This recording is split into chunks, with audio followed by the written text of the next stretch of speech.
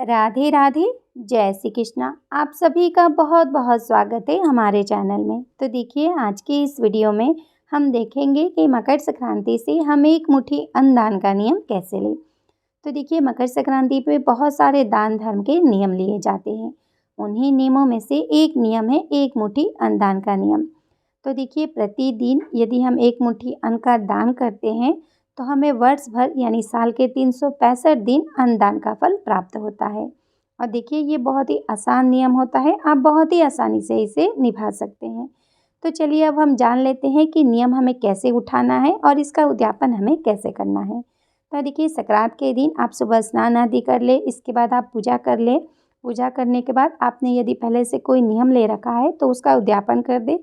फिर आप भगवान जी के पास बैठकर संकल्प कर ले कि हे भगवान, आज से मैं एक मुट्ठी अन्न दान का नियम ले रही हूँ, आप मेरे इस नियम को निर्विघ्न पूरा करें। इस तरह से आप संकल्प कर ले। संकल्प करने के बाद देखिए, हमें अन्न दान करना है। तो अन्न दान करने के लिए आप कोई भी यहाँ पे साबुत अनाज ले लें। आप चावल ले सकते हैं, गेहूँ ले सकते हैं, या फिर आप चावल और दाल भी ले सकते हैं। आप अपनी इच्छा अनुसार कोई भी साबुत अनाज ले सकते हैं।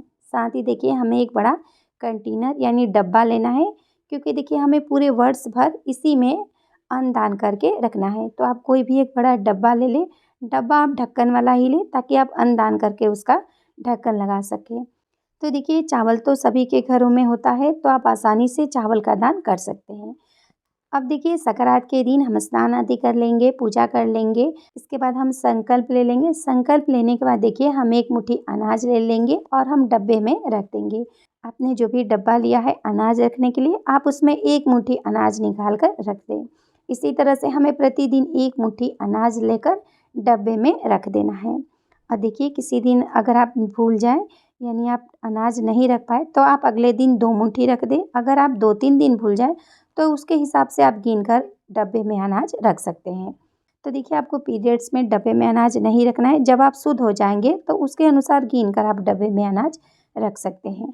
अब देखिए, हमें पूरे वर्ष भर इसमें अनाज रखना है, तो इसमें कीड़े ना लगे, इसलिए हम कुछ लौंग के दाने रख देंगे और फिर हम इसका ढक्कन लगा देंगे। इसी तरह से देखिए, आपको इसमें एक एक मुट्ठी अनाज रखना है। और देखिए, अगर आप सुबह रख पाए तो सुबह रख सकते हैं। अगर आप सुबह नहीं रख पाए तो आप दिन में कभी भी इसमें अनाज रख सकते हैं। अगर आप भूल भी जाते हैं तो उसके हिसाब से आप अगले दिन गिन कर इसमें अनाज रख सकते हैं। बहुत ही देखिए सरल नियम है, आप बहुत आसानी से इसे निभा सकते हैं। इसी तरह से हमें प्रतिदिन सिर्फ एक मुट्ठी अनाज ही डब्बे में रखना है। अगर आप ज़्यादा दिन भूल जाते हैं तो उसके अनुसार आप इसमें गिन के रख सकते हैं। अब देखिए, वर्ष भर हमें यानी संक्रांत से लेकर पूरे 1 साल तक, अगले संक्रांत तक हमें इसी तरह से एक एक मुट्ठी अनाज डब्बे में रखना है।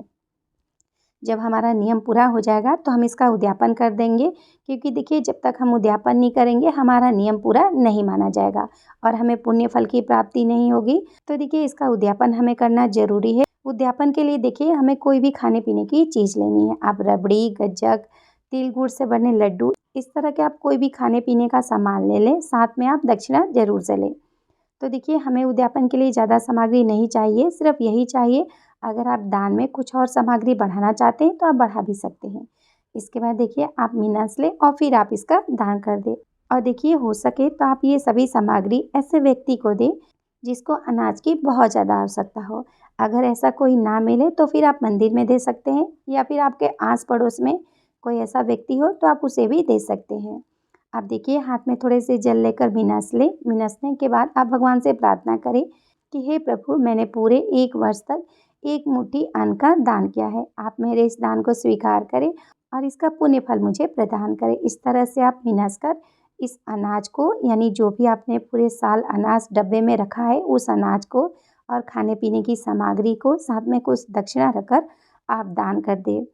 तो देखिए, अगर आप इस तरह से एक मुट्ठी अन्न का दान करते हैं तो आपको पूरे वर्ष भर अन्नदान का फल प्राप्त होता है। अन्नदान को महादान कहा गया है। तो आप इस नियम को इस मकर संक्रांति से ज़रूर से उठाएं। अगर वीडियो आपके लिए यूज़फुल हो, आपको पसंद आई हो, तो प्लीज़ वीडियो को लाइक करें, शेयर करें, कमेंट करें और हमारे चैनल को सब्सक्राइब करें। Thank you. राधे राधे। जय श्री कृष्णा।